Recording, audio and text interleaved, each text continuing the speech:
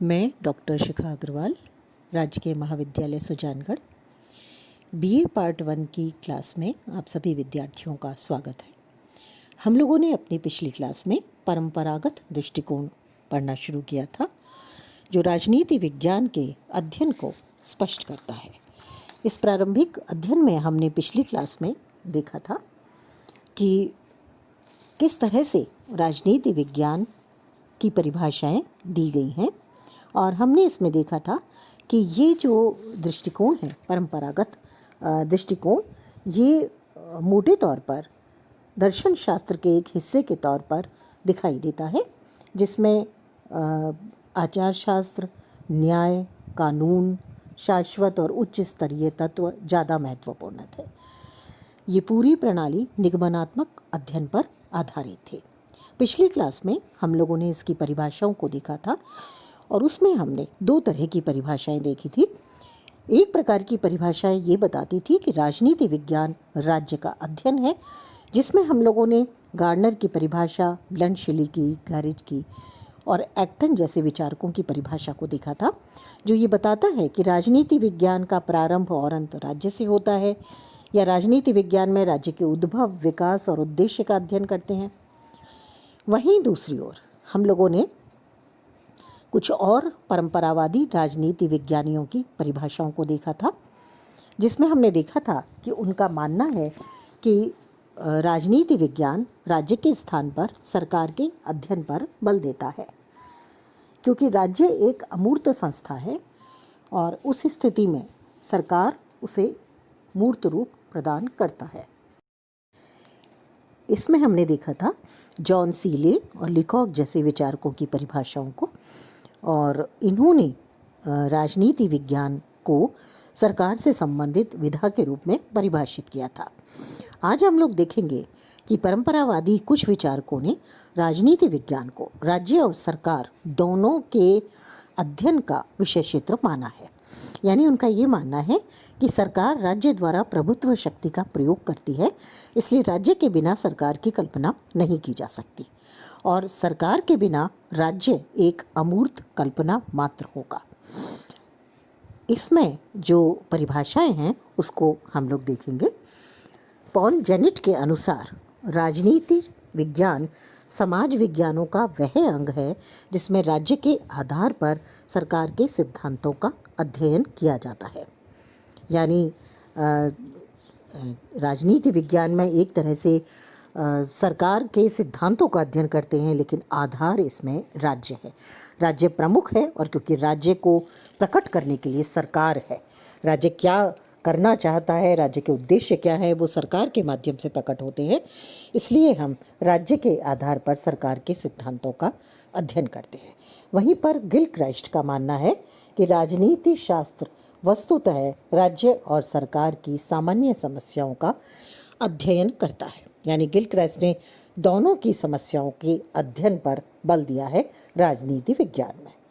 इस तरह से अगर हम देखें तो परंपरागत राजनीति विज्ञान में दर्शन, इतिहास और कानून शास्त्र का एक तरह से वर्चस्व था, और ये राजनीतिक संस्थाओं के संस्थागत ढांचे का अध्ययन करता था।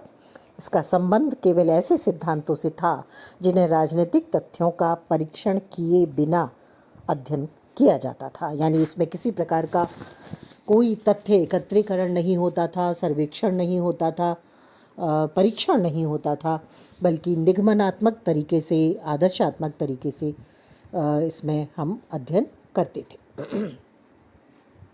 यह राजनीति विज्ञान जो प्रारंभिक स्तर का था, ये राज्य और सरकार के स्वरूप के रूप में ही सिर्फ अध्ययन करता था। तो कुल मिलाकर के ये इसकी परिभाषा है जिसके आधार पर हमने इसका अध्ययन किया। अब हम आते हैं इन परिभाषाओं के आधार पर राजनीति विज्ञान का क्षेत्र परंपरागत दृष्टि से क्या था। राजनीति विज्ञान में जैसा भी हमने देखा कि राज्य का अध्ययन, सरकार का अध्ययन किया जाता था, तो इसका जो क्षेत्र था वो कहाँ तक था, कितना विस्तृत था, कितना संकुचित था, ये एक प्रश्न हमारे सामने उपस्थित हो जाता है। हम देखेंगे इसके क्षेत्र के बारे में कि क्या इसका क्षेत्र है। इसके संबंध में भी अलग अलग बातें कही जाती हैं। कुछ लोगों का मानना है कि इसका क्षेत्र जो है ये राज्य तक ही सीमित था, जैसा कि गार्नर की परिभाषा में हमने देखा था। उस आधार पर गार्नर ने इसके क्षेत्र का जो विश्लेषण है करते हुए ये बताया कि इसका जो क्षेत्र है वो मौलिक समस्याओं में जो अध्ययन करता है, उसमें पहली बात आती है राज्य की उत्पत्ति और उसकी प्रकृति का ज्ञान प्राप्त करना। यानी हम इसमें अध्ययन करते हैं राज्य की उत्पत्ति कैसे हुई, जैसा हम लोग पहले पढ़ के आए हैं, आप लोग पढ़ के आए होंगे 12th तक की क्लास में अपनी, कि राज्य की उत्पत्ति के बहुत सारे सिद्धांत प्रचलित थे, जिसमें सामाजिक समझौता सिद्धांत था, मातृ पितृसत्तात्मक सिद्धांत था, जिसमें दैवीय सिद्धांत था और अन्य कई ऐसे सिद्धांत इसमें मौजूद थे, जिसमें सबसे ज़्यादा महत्व मिला विकासवादी सिद्धांत को। आवश्यकताओं के अनुसार व्यक्ति ने अपनी विकास किया और उसी के आधार पर राज्य की उत्पत्ति हुई है। तो राज्य की उत्पत्ति और उसकी प्रकृति का ज्ञान प्राप्त करना। गार्नर ने दूसरा जो क्षेत्र इसका बताया वो है राजनीतिक संस्थाओं की प्रकृति, उनका विकास और उनके विविध रूपों का अध्ययन। यानी सिर्फ राज्य अपने आप में पूर्ण नहीं है, जब तक कि उसकी संस्थाएं कार्य न करें, तो उन राजनीतिक संस्थाओं की प्रकृति क्या है, उनका विकास कैसे हुआ और उनका स्वरूप कैसा है, ये जानना भी राजनीति विज्ञान के अध्ययन में शामिल है। यानी ये भी इसके क्षेत्र में आता है। और गार्नर ने जो तीसरी बात कही इसमें वो है जहाँ तक संभव हो सके इनके आधार पर राजनीतिक प्रकृति और विकास के नियमों का निर्धारण किया जाए। तो इस तरह से राजनीति विज्ञान राज्य के सैद्धांतिक और संगठन से संबंधित प्रश्नों का अध्ययन करता है।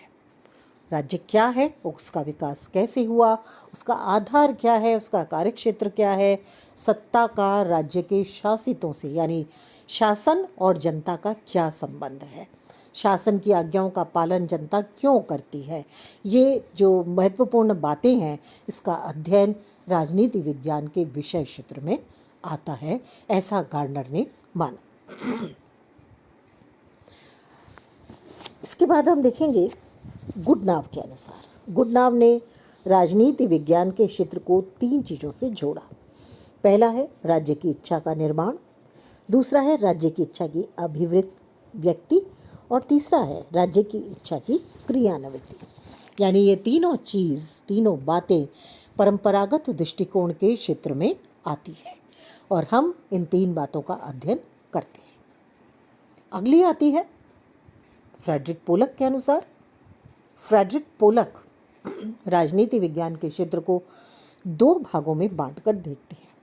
पहला है सैद्धांतिक राजनीति, जिसमें राज्य की आधारभूत समस्याओं का अध्ययन आता है, और दूसरा है व्यवहारिक राजनीति, जिसमें राज्य के क्रियात्मक स्वरूप और उसके निरंतर बदलते या परिवर्तनशील सरकारों के वास्तविक क्रियाकलापों की विवेचना आती है। तो इस तरह से फ्रेडरिक पोलक ने इसे 2 भागों में बांट करके हमें समझाने का प्रयास किया कि हम इसके क्षेत्र को किस तरह से समझेंगे। विलोवी के अनुसार राजनीति विज्ञान का जो क्षेत्र है वो 3 भागों में है। पहला है राज्य, दूसरा है शासन और तीसरा है विधि। सिज्विक ने राजनीति विज्ञान के क्षेत्र को 2 भागों में बांटा है। पहला राज्य के संगठन से संबंधित, यानी राज्य का संगठन कैसे हुआ, उत्पत्ति कैसे हुई, प्रकृति क्या है, और दूसरा राज्य के कार्यों से संबंधित, यानी राज्य के कौन से कार्य हैं जिनको वो करता है और किन्हें उसे करना चाहिए। राज्य का अध्ययन क्षेत्र क्या हो, ये प्रश्न हमेशा से बहुत महत्वपूर्ण रहा। इसलिए 1945 में जब संयुक्त राष्ट्र संघ की स्थापना हुई तो उसकी एक एजेंसी यूनेस्को ने 1948 में राजनीति शास्त्रियों का एक सम्मेलन पेरिस में बुलाया और उसमें ये निर्णय किया कि राजनीति विज्ञान के क्षेत्र के अंतर्गत कौन से विषय समाविष्ट किए जाए, ये एक तरह से इसमें स्पष्ट करने की कोशिश की गई। इन लोगों ने 4 क्षेत्रों को इसमें शामिल किया, 4 बातों को शामिल किया। पहला है राजनीतिक सिद्धांत। राजनीतिक सिद्धांत में राजनीतिक विचारों का इतिहास और राजनीतिक सिद्धांतों को शामिल किया गया, यानी विभिन्न विचारक राजनीति के बारे में क्या कहते हैं, उसकी संस्थाओं के बारे में क्या कहते हैं, राजनीति का स्वरूप कैसा होना चाहिए, इसका अध्ययन हम इसमें करें, ये इसका क्षेत्र है। दूसरा आता है राजनीतिक संस्थाएं। राजनीतिक संस्थाएं जिसमें आती हैं संविधान, राष्ट्रीय, क्षेत्रीय और स्थानीय सरकारें, लोक प्रशासन, सरकार के सामाजिक और आर्थिक कार्य और तुलनात्मक राजनीतिक संस्थाएं, ये सब इसके अंतर्गत आती हैं। तो इन सब का अध्ययन भी इसमें किया जाना आवश्यक है। अगली बात आती है दल, समूह और जनमत। दल प्रणाली का हम इसमें अध्ययन करेंगे, क्षेत्र में आता है ये इसके। दबाव समूह इसके क्षेत्र में आते हैं, हित समूह इसके क्षेत्र में आते हैं, जनमत इसके क्षेत्र में आता है, और जनता किस तरह से शासन में भाग लेती है ये भी इसके कार्यक्षेत्र में आता है। और चौथी बात जो इसमें शामिल की गई वो है अंतर्राष्ट्रीय संबंध, क्योंकि अंतर्राष्ट्रीय स्तर पर कोई भी देश दूसरे देश से अलग नहीं रह सकता, इसलिए अंतर्राष्ट्रीय राजनीति, अंतर्राष्ट्रीय विधि और अंतर्राष्ट्रीय संगठन तथा प्रशासन को भी इसके कार्यक्षेत्र में, इसके अध्ययन क्षेत्र में शामिल किया गया। तो इसका क्षेत्र बहुत विस्तृत हो गया।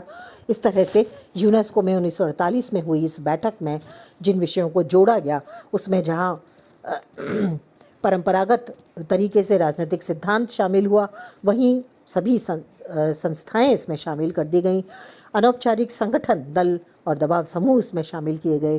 तो अंतर्राष्ट्रीय स्तर के विधि, संगठन, प्रशासन और राजनीति को भी इसका अध्ययन क्षेत्र बना दिया गया। तो इस तरह से राजनीति विज्ञान राज्य और सरकार के साथ साथ अन्य चीज़ों को भी देखने लगा। तो ये इसके अध्ययन का क्षेत्र था। अब हम आते हैं राजनीति विज्ञान, जो परंपरागत स्थिति थी उसकी अध्ययन पद्धतियाँ क्या हैं, उनको हम लोग देखेंगे। आज हम सिर्फ एक ही अध्ययन पद्धति का जिक्र करेंगे और वो है दार्शनिक पद्धति। हम जब अध्ययन करते हैं तो परंपरागत तरीके से अगर हम देखें तो उस समय सर्वेक्षण नहीं हुआ करते थे, किसी प्रकार का तथ्य एकत्रीकरण नहीं हुआ करता था, और इस आधार पर अगर हम देखें तो सामान्य तौर पर आदर्शात्मक पद्धति का प्रयोग होता था। यूनानी दार्शनिक प्लेटो ने इस तरह की पद्धति का प्रयोग किया। उनकी प्रमुख पुस्तक रिपब्लिक हमें इसी आधार पर दिखाई देती है, जिसमें एक आदर्श राज्य को स्थापित किया गया था और उस आदर्श राज्य में उन्होंने अपने स्वयं सिद्ध सिद्धांतों को तर्क के आधार पर सिद्ध करने की कोशिश की थी। जो सबसे पहली अध्ययन पद्धति इसमें हम पढ़ेंगे आज की क्लास में वो है दार्शनिक पद्धति। दार्शनिक पद्धति की कुछ खासियत है। दार्शनिक पद्धति को निगमनात्मक पद्धति का भाग माना जाता है। ये ठोस तथ्यों पर आधारित नहीं थी, यानी किसी प्रकार के तथ्य इसके लिए एकत्र नहीं किए जाते थे, अपितु कल्पना और आदर्शों पर ये आधारित होते थे। अगर हम प्लेटो की रिपब्लिक का अध्ययन यहाँ पर करें तो हम देखेंगे कि प्लेटो की रिपब्लिक में मुख्य रूप से जो कुछ यूनान में तात्कालिक समय में प्लेटो ने देखा उसी के आधार पर उन्होंने निष्कर्ष निकाले, जैसा कि सोफिस्टों के विचार उस समय चल रहे थे, या उनके गुरु सुकरात की मृत्यु जब हुई तो लोकतंत्र था, तो उसी के आधार पर उन्होंने निष्कर्ष निकाला कि राजा को सबसे ज़्यादा ज्ञानवान होना चाहिए, दार्शनिक होना चाहिए। उन्होंने निष्कर्ष निकाला कि आर्थिक शक्ति और जो राजनीतिक शक्ति है उसको अलग अलग करना बहुत ज़रूरी है। तो इस तरह से ये जो अध्ययन था दार्शनिक पद्धति पर आधारित था, आदर्शों पर आधारित था, और कुल मिलाकर के एक भावनात्मक आदर्श को स्थापित करता था और उसके बाद में वो किसी परिणाम पर पहुंचता था।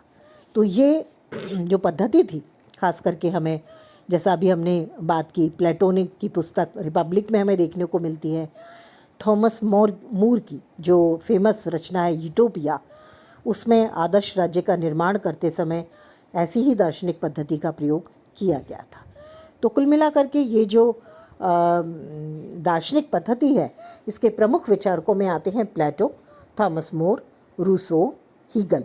हीगल ने भी राज्य को पृथ्वी पर ईश्वर का अवतार माना था। रूसो ने भी सामान्य इच्छा का सिद्धांत दिया था जो सभी के हितों में काम करती है।